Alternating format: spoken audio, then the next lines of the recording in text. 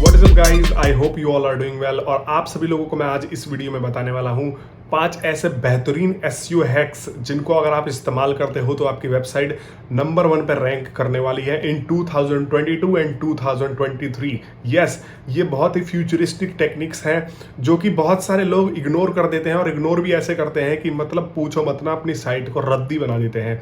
तो मैं आप लोगों को बताने वाला हूं कि कैसे आप लोग भी अपने साइट क्वालिटी बेसिकली मेंटेन करते हुए इन बेहतरीन एसईओ हैक्स का इस्तेमाल करके आप अपने कंटेंट को रैंक करवा सकते हैं, और रैंक के बाद क्या होता है, बैंक, तो पैसा कमा सकते हैं। ऑब्वियस सी बात है। तो अगर आप लोगों ने इन टेक्निक्स को आजमाया ना, मैं बेसिकली 5 ही नहीं, 5 से भी ज़्यादा आप लोगों को मैं चीज़ें बताने वाला हूं जो आप लोगों को ध्यान रखने की जरूरत है, और जो बिल्कुल बोलते हैं जैसे एसईओ हैक्स की तरह काम करती हैं कि अगर आप उनका इस्तेमाल करते हो तो आपको यहाँ पे रिजल्ट बहुत चांसेस है कि आप लोगों को डेफिनेटली मिले। क्योंकि एसईओ में ऐसा नहीं कह सकता कोई बड़ा से बड़ा आदमी भी कि हाँ आप इतने दिन में या फिर इतने दिन में रैंक कर जाओगे, लेकिन अगर आप सही से इंप्लीमेंटेशन करते जाओ उन चीज़ों की तो आप यहाँ पे रिजल्ट्स बहुत ही अच्छा देखने वाले हो। तो फर्स्ट यहाँ पे आता है कंटेंट। बहुत सारे लोग क्या करते हैं, कहीं और से कॉपी कर लिया कंटेंट, कहीं और से किसी से चेप लिया, या फिर बहुत सारे लोग ये भी सोच लेते हैं कि भाई कंटेंट हम 10,000 वर्ड का लिख देते हैं तो हमारी साइट जो है वो नंबर 1 पे रैंक करने लग जाएगी। कोई सोचता है कि नहीं जी 500 वर्ड में ही हमारी साइट रैंक करने लग जाएगी। तो ओवरऑल जब आप अपना मार्केट रिसर्च करते हो ना, तो आप देखो, आपको ये भी रिसर्च करना होता है कि कितने लोग, कितने एवरेजन आपके कॉम्पिटिटर्स ने वो वर्ड्स लिखे हुए हैं, और कितने वर्ड्स के आर्टिकल जो है, कितना लंबा आर्टिकल आप लोगों की जो है कस्टमर को सेटिस्फाई कर सकता है, उतना लेके चलो। अब फॉर एग्जांपल मैं लिस्टिकल्स लिखता हूं, तो लिस्टिकल्स मेनली, अब मैंने 10 टॉप 10 लिस्ट लिख दिया, तो मेनली कम से कम मैं 1500 से 2000 वर्ड का एक आर्टिकल लिखता हूँ। लिखने को मैं 5000 का भी लिख सकता था, लेकिन मुझे पता है कि स्टार्टिंग में इतने वर्ड्स का लिख के कोई फायदा नहीं है, क्योंकि स्टार्टिंग में हम साइट को बूस्ट देंगे उसके बाद।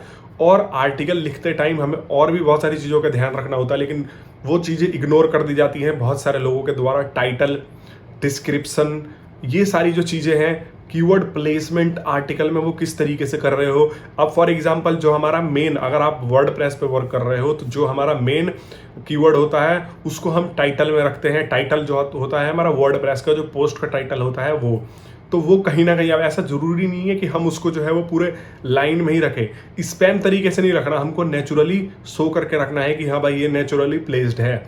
उसके बाद स्टार्टिंग में भी हमें रख देना है। ओवरऑल हमें ये दिखाना है कि ये नेचुरल चीज़ है। अगर गूगल ने कहीं भी डिटेक्ट कर लिया कि अगर आप स्पैम करने की कोशिश कर रहे हो या फिर आपका कंटेंट जो है वो स्पैम है, तो आपको उतनी अच्छी तरीके से रैंक ही नहीं देने वाला।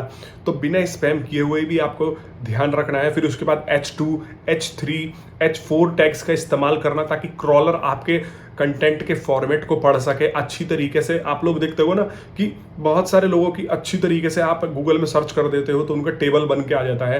तो वो सारी चीज़ें इसलिए भी होती हैं कि यहाँ पे जो क्रॉलर है उनके कंटेंट को वो अच्छी तरीके से पकड़ता है। मेनली कंटेंट के ऊपर ही फोकस होता है, क्योंकि अगर कंटेंट किंग है तो बैकलिंक जो है वो हमारी क्वीन है। ऑब्वियस सी बात है। तो कंटेंट मेनली है, लेकिन बैकलिंक भी मैटर करते हैं। तो दूसरा हमारा एसईओ हैक होने वाला है बैकलिंक्स के ऊपर। अब बहुत सारे लोग आपको बोलेंगे कि भाई आज भी फॉरम बैकलिंक्स काम नहीं करते, कमेंटिंग काम नहीं करती है, और सबमिशन वेबसाइट्स पे जो है वो बैकलिंक्स काम नहीं करते हैं। तो ये कुछ हद तक सच है, लेकिन कुछ हद तक ये खराब भी है, क्योंकि अगर आप क्वालिटी ब्लॉग बैकलिंक्स बनाते हो, जैसे कि कहीं फॉरम से बना लिया, प्रोफाइल बैकलिंक्स बना दिया, स्पैम और क्वालिटी में अगर आप डिफरेंशिएट कर सकते हो कि हाँ भाई यहाँ पे जो मैं बैकलिंक बना रहा हूँ वो एकदम क्वालिटी बैकलिंक निकल के साबित होने वाली है, तो आपको खुद पता लग जाएगा कि हाँ भाई यहाँ पे बहुत सारे लोगों ने स्पैम कर रखा है, तो मैं भी अपना लिंक डाल देता हूँ, तो वो क्या हो जाएगा, स्पैम में आ जाएगा। लेकिन अगर आप किसी फॉरम पे जाते हो, किसी फॉरम पे जाने के बाद आप अच्छे से उस सवाल का उत्तर देते हो और साथ में अपनी साइट का एक सोर्स दे देते हो नेचुरल तरीके से, और वहां पे देखते हो कि सारे लोगों ने ऐसा ही किया है, प्लस में वहां पे कुछ नेचुरल आंसर्स भी हैं, तो ओवरऑल उस पेज का जो क्वालिटी है वो अपने आप बढ़ जाता है। तो आप लोगों को नाप तौलना भी बहुत जरूरी है इस मार्केट में। और ऐसा नहीं है कि इसी तरीके की बैकलिंक काम करती है, सब तरीके की बैकलिंक काम करती है, लेकिन मैटर करता है क्वालिटी। ये एसईओ हैक अगर आप इस्तेमाल करते हो तो आई एम 100% श्योर कि आप इस तरीके से जो है अच्छा रैंक करने वाले हो, क्योंकि बहुत सारे लोग अब इन चीज़ों का सहारा छोड़ चुके हैं, लेकिन मैं अभी भी इन चीज़ों को ट्राई करता हूँ एंड अभी भी ये चीज़ें वर्क करती हैं। बस मैटर करता है क्वालिटी। तो आप लोगों को क्वालिटी पे फोकस रहना है। चौथा है हमारी वेबसाइट का स्पीड, हमारी वेबसाइट पे टाइम स्पेंड कितना कर रहे हैं यूजर। बहुत सारे लोग इस चीज को इग्नोर कर देते हैं, ठीक है, उनको कोई मतलब ही नहीं है कि भाई उनके वेबसाइट पे विजिटर्स जो आ रहे हैं वो किस तरीके से रिएक्ट कर रहे हैं। तो रिसेंटली में गूगल की जो रैंकिंग अपडेट्स आई हैं उसमें गूगल पेज स्पीड भी कंसिडर करता है और पेज एक्सपीरियंस भी कंसिडर करने लग गया है। तो वो जमाना गया जब आप लोग सोचते थे कि नहीं जी पेज स्पीड धीरे भी हो तब भी हम रैंक कर जाएंगे, हमारे पेजेस पे लैंड करने के बाद लोग जो है वो सेटिस्फाई हो ना हो बस व्यू करके चले जाए। नहीं, ओवरऑल सेटिस्फैक्शन इंगेजमेंट भी गूगल चेक करने लग गया है। तो आप लोगों को कंटेंट इस तरीके से रखना है जिससे लोग इंगेज्ड हों। और बहुत सारे लोग क्या गलती करते हैं कि यहाँ पे एक साइट खोल ली उन्होंने, साइट खोलने के बाद वो कर देंगे अंधाधुंध लिखना चालू। आपको स्मार्टफोन के बारे में लिखना है स्मार्टफोन के बारे में लिखो, कपड़े के बारे में लिखना है कपड़े के बारे में लिखो, एसी के बारे में लिखना है एसी के बारे में लिखो। वो कोई निश सेलेक्ट नहीं करके चलते हैं, वो अंधाधुंध लिखने लग जाते हैं। तो ये सबसे बड़ा एसईओ फ्लॉ होता है। यहाँ पे अगर आपकी नई साइट है ना तो गूगल को उसको पहचानने में टाइम लगता है। अगर गूगल आपकी साइट को पहचान जाता है कि हाँ भाई ये जो साइट है पर्टिकुलर इस टॉपिक पे लिखती है, तो आप लोगों को ज्यादा वैल्यू देता है और आप लोगों को ज्यादा पुश मिलता है, इंस्टेड की अगर आप चारों तरफ लिखने में लगे हो। आप देखते होगे बहुत सारी साइट्स चारों तरफ लिखती हैं, तो आप सोचते होगे कि भाई ये भी लिख रहा है तो हम भी लिखते हैं। लेकिन वो जो साइट्स होती हैं वो बहुत ही हाई डोमेन अथॉरिटी साइट्स होती हैं, वो बहुत ही ज्यादा एस्टेब्लिश्ड वेबसाइट्स होती हैं।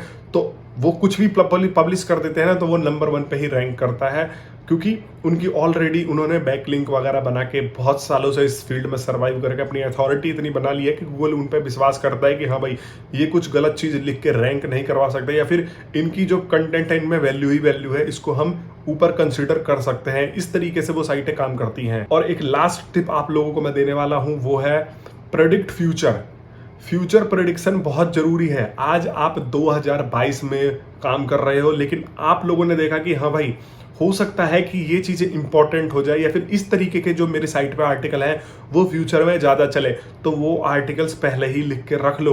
क्योंकि देखो अगर नहीं चला तो क्या जाएगा, आपका थोड़ा टाइम का मेहनत जाएगा, लेकिन अगर वो चल गया ना तो आप शुरू से ही ट्रैफिक एंजॉय करने लग जाओगे।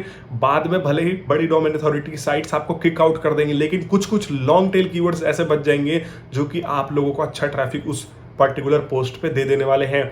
और चौथा मेरा जो है सजेशन आप लोगों को यही है, अगर आप एसईओ करते हो, अगर आपको चाहिए कि हाँ भाई आपको अलग हट के परफॉर्मेंस चाहिए या फिर अलग लोगों से रैंक चाहिए, तो मैं आप लोगों को ये सजेस्ट करना चाहूंगा कि बहुत सारी न्यू भी होते हैं, वो देख लेते हैं कि इस कीवर्ड पे ट्रैफिक बहुत ज्यादा है, वो क्या करने लग जाते हैं फटाफट उसके ऊपर आर्टिकल लिख के और अपने आप को रगड़ने में लगे रहते हैं कि भाई चलो रैंक करना है, खूब स्पैम बैक लिंक बनाएंगे। जब रैंक नहीं होती है वेबसाइट तो छोड़ के चले जाते हैं। तो यहाँ पे यही चीज आप लोग बहुत गलत करते हो। यहाँ पे हमको करना है लॉन्ग टेल कीवर्ड्स पे वर्क, और यहाँ पे हमको ट्रैफिक के ऊपर नहीं जाना है, हमको जाना है किस पे, थोड़े से भी ट्रैफिक के ऊपर जाना है। मतलब अगर किसी भी आर्टिकल पे या फिर किसी भी कीवर्ड पे 50 ट्रैफिक भी आ रहा है ना तो वो आपके लिए बहुत होनी चाहिए स्टार्टिंग में। अगर आपने एक निश बना ली, एक निश की साइट बना ली, आपको उस पर 50 का ट्रैफिक मिल रहा है, 100 का मिल रहा है, धीरे धीरे करके आप छोटे छोटे आर्टिकल्स को प्रिपेयर करते जाओ। जब वो गूगल में रैंक करेंगे, कस्टमर उस पर विजिट करेंगे, कस्टमर का बिहेवियर गूगल जो है वो ट्रैक करेगा, धीरे धीरे करके आपकी वेबसाइट की अथॉरिटी अपने आप बढ़ा देगी। फिर आप जो है मीडियम लेवल के कंपटीशन वाले कीवर्ड्स पे लिखना स्टार्ट करो, फिर हार्ड कीवर्ड्स पे ट्राई करो रैंक करने की। तो इस तरीके से ये स्ट्रेटजी अगर बना के चलते हो तो 2023, 2024, 2025 जितने भी आने वाले साल है ना, ये सारी जो स्ट्रेटजीज हैं ये बहुत ही बेस्ट काम करने वाली हैं अगर आप लोग रैंक करना चाहते हो। और एक चीज होती है ना कि हम बोलते हैं क्वालिटी कंटेंट मैटर्स, तो आज की डेट में सही में क्वालिटी कंटेंट मैटर्स है। क्वालिटी कंटेंट पे ही आपको फोकस करना है। बहुत सारे लोग क्या करते हैं, अगर आप उन्होंने नई ब्लॉग स्टार्ट किया तो कहीं से स्पिन कर लिया, तो वो 2-4 महीने के लिए अगर आप रैंक कर भी जाओ किसी भी छोटे आर्टिकल पे, तो बाद में गूगल का कोई अपडेट आ जाएगा, मार के भगा देगा, नीचे चले जाओगे।